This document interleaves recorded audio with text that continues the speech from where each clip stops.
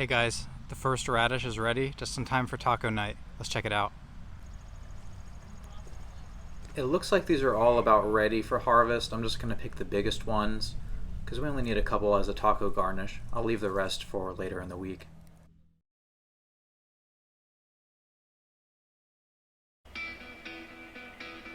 Hi friends, you're watching Angie and Ben at Kind Heart Homestead. We are a couple starting our journey of sustainability and living with intent. Over the last couple years, we've combined my obsession to all things DIY with Angie's love of the land. This has led to an interesting assortment of challenges that neither of us would have anticipated. Just over the last couple years, we built a greenhouse, raised chickens, built a workshop, and renovated our house, all by ourselves. Come with us as we grow, not just in the garden, but together as a family. You are invited to join us on our adventure, and we hope our channel gives you the confidence to try new things outside your comfort zone and to achieve things you never thought you could.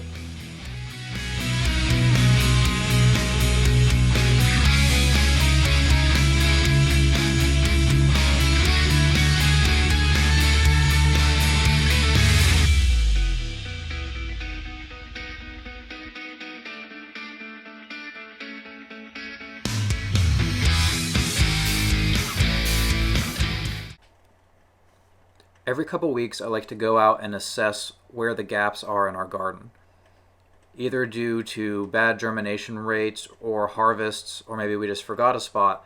I'll find some gaps and I can put in some fast-growing crops such as spinach, radishes, or peas. I don't necessarily care if all of my crops of one variety are in the same spot. But part of my strategy is filling in the garden where I can, when I can. That way it'll enhance our harvest season and kind of stagger our food supply throughout the spring and summer. And this actually brings me onto a tangent of project management methodologies. I do have a background in this from the tech industry, and I actually spent a good deal of time learning about agile methodologies.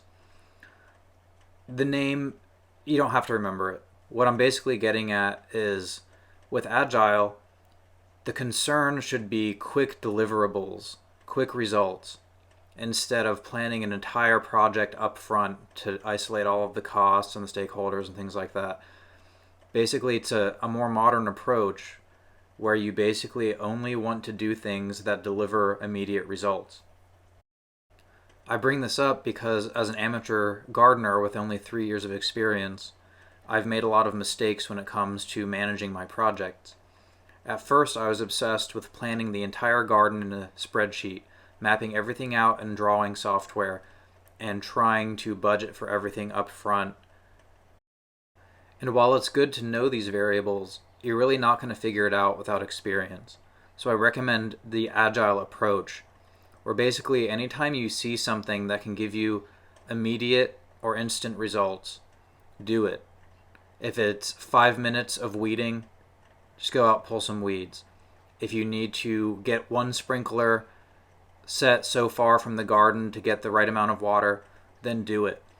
You don't necessarily need to set aside an entire weekend to build an entire garden with all of the landscape fabric, with all of the irrigation. Just do what you can.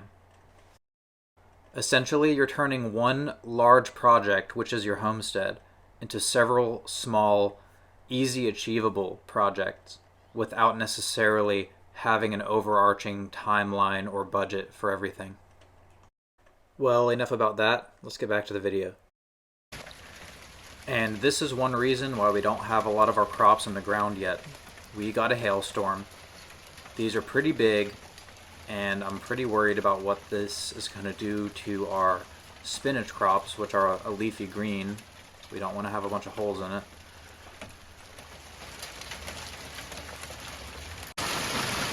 About 15 minutes in, the storm escalated before ending, and you can see that these ice crystals are getting bigger and bigger.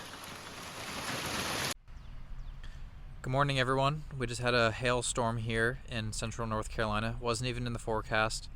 It had stopped raining for the day. I guess the pressure and the temperature just aligned just perfectly for a big hailstorm to come down and kind of destroy my crops a bit. Take a look here and I'll show you what's going on. So right here with the spinach, you can see it almost looks like an animal ate it, but if an animal had eaten it, they wouldn't have left all these little bits everywhere. I think the hail just kind of ripped holes straight through the spinach. Similar with the radishes, but I think the radish leaves were a bit stronger. Some of these radishes are about ready to harvest anyway. They could probably lose a few leaves and still be fine. I think I might come out later today and pick some of these. This one looks pretty big. Let's see what it looks like. Whoa! Nice. Let's check out the peas. Peas have lost a few leaves, but they look pretty good. Start to repeat the crops again over here. These radishes got some holes. These spinach are a bit young, so they don't have as many leaves to be destroyed, so those look good. Got the carrots. Those look pretty fine. The onions lost a few of their little hairs. But overall the onions I think are pretty good because they're underground. Looks like we have some sort of volunteer here from our Three Sisters garden last year. And then all this is going to be spinach as well. But not too bad for hail. So this plot is our second batch of breakfast radishes. They're supposed to be long and skinny like this. It's not because of the spacing. But what I'm doing here is essentially thinning by harvesting. There was a few holes where I accidentally deposited 2 seeds in, and both of them succeeded. I just thought it was kind of too full for the area. So I'm pulling out any of the duplicates and we will eat them. This plot had a 100% germination rate, which is better than the one that we planted before the final frost. Time for what you've all been waiting for, more soil cubes. Stick around, let's see what we can get planted this time. So I'm using my usual recipe of 1 gallon of water per 1 pack of seed starting mixture.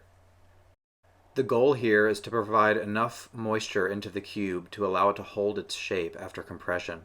And then you want to let it sit out for about an hour before putting seeds into it, just to make sure all that water has had some time to absorb into the soil. At this point in the year, since we haven't put any of our transplants into the ground yet, we've actually maxed out the amount of seed trays that we have available. You can see here we're starting out our cucumber plants, several different varieties of cucumbers, both pickling and slicing varieties.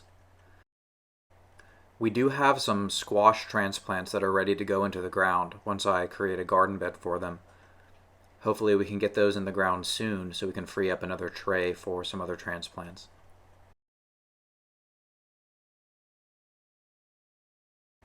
Here's a garden hack for you. We don't like to throw things away if we can help it. Anytime we have a container, I'm going to recycle it into some sort of bird feeder or planter or something like that. These are our saved, depleted almond milk containers from Costco. I simply cut the bottom off, flip them upside down, use the spout as a drainage hole, and fill up these crates to create pots. This is the first spinach harvest of the year. You can see they're not really perfectly shaped. I believe that's because these were planted before the final frost and they didn't really grow in ideal conditions, but they should still taste good.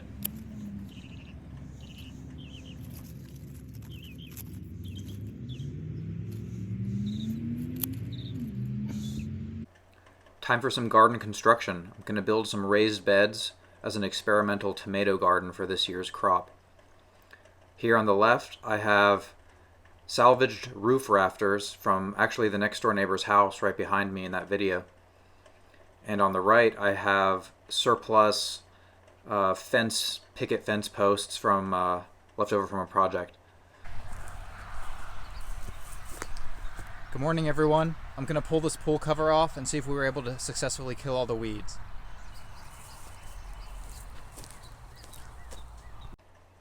So I only had this pool cover down for a couple months, but because this has been our garden for the past couple of years, we pretty much had the weeds under control.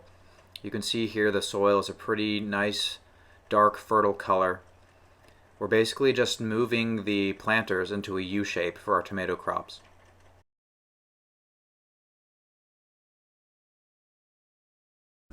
While I was busy grading the garden plot, Angie was back at our stick pile looking for old, rotten stumps and limbs that we could use as filler for the bottom of the new beds.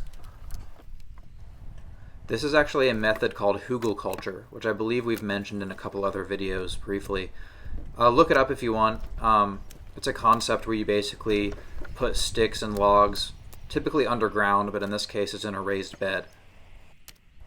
These logs will absorb water and act as a sponge and release water and keep the soil moist for the crops. But they'll also release nutrients as they break down. And at the very least, they're just going to save us on compost costs because they're going to take up the bottom half of the raised beds here. It's a bit of a painstaking process to get all the logs and stuff across our property from that pile to the garden. So you can see under the logs and around the logs, I've been basically sweeping up the garden area and shoveling all the little bits of like soil clumps, twigs, last year's mulch into those beds. They're going to serve a similar purpose because this mulch is already breaking down.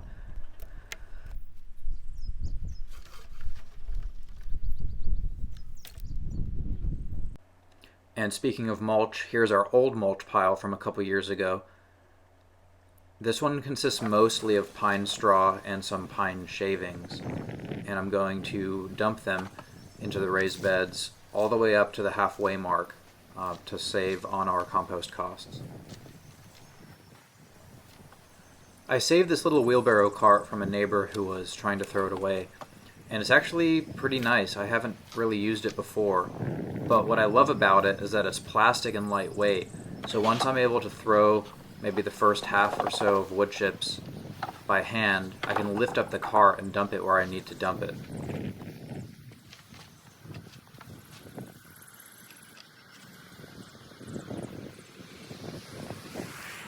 So repeating the process, we get these 6 out of the 7 garden beds filled halfway with the combination of the remains of last year's garden mulch, the hugelkultur logs, and older mulch from 2 years ago, which is mostly decomposed at this point. The 7th raised bed is actually going to be rotated 90 degrees from what you see there and placed in between those end planters to sort of make a square shape with a couple walkways to get in and out. But the reason I had to leave it out is because I need to back up our truck into that U shape when I get a full load of compost. That'll make it a lot easier for me to fill these beds the rest of the way. So this is how we spent our holiday weekend this April. And since our local landscape company was closed, I couldn't get the compost that I needed to finish off these beds. So you can see here, I went ahead and put in the posts to hold the bamboo in place. I'm essentially reusing my tomato trellis materials from last year. Go check out that video if you haven't seen it already. So 1 yard of compost maxes out our truck, but thankfully this landscaping company is only a mile away from the house. We had a pretty big rainstorm here just the day before, so I didn't worry about compacting the mulch too much. So I filled up the beds the rest of the way with fresh compost, and that should be good enough for these raised beds. You'll probably notice that I dumped the rest of the compost here into the middle of the bed area. That's because we're growing a small patch of corn here. Keep an eye on our channel if you want to see how we utilize this new garden space. I don't always record myself planting fast-growing crops such as spinach and radishes. It would get kind of redundant if I had that in every video. So you might see some of those plants in different phases of their life cycle. But between some of these little plots, we're planting some dill seeds to create some biodiversity in the garden and to give us some nice dill flavor for some future pickle projects. Well, that concludes our monthly garden update. If you've enjoyed the content so far, please click that like button. And if you're interested in more to come, then click subscribe. Leave any comments you have and I'll get back with you. See you next time.